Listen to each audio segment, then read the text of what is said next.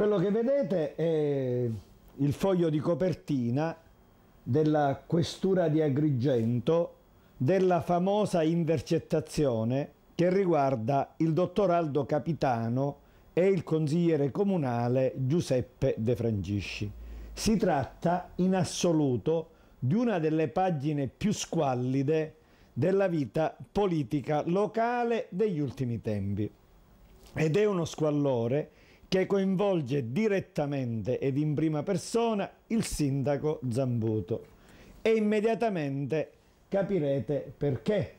Andiamo a pagina 9 di questo rapporto della questura di Agrigento relativa alla intercettazione Capitano De Frangisci.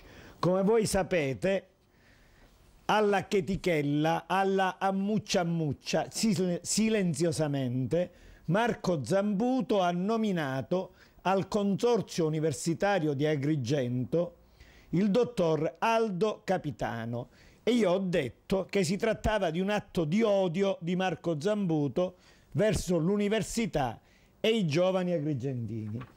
Adesso vediamo dalla viva voce di Aldo Capitano quali sono le qualità per le quali Aldo Capitano viene nominato al Consorzio Universitario.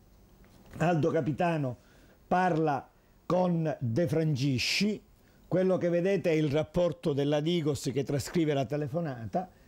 La prima parte della conversazione tra Capitano e De Frangisci è parlare male di Giuseppe Arnone, perché Giuseppe Arnone è l'uomo che si batte per moralizzare questa città e mettere all'angolo coloro che si fanno i fattacci propri danneggiando gli agrigentini.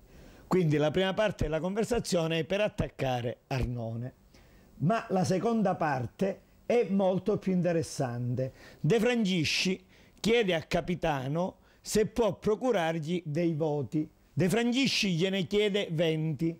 Capitano, come vediamo, dice: io te ne posso dare 50 di voti, caro De Frangisci, ma a patto che io, Capitano, ottengo da te e dal tuo partito e dal tuo padrino dei vantaggi. Allora Capitano dice: io, Capitano, ti do 50 voti a te, De Frangisci, ma tu, De Frangisci, mi devi fare nominare alla commissione per gli invalidi civili o come presidente, che è meglio ancora, o come componente, oppure tu, De Frangisci, devi fare avere a me, Capitano, un incarico per eseguire a pagamento esami specialistici alla unità sanitaria locale.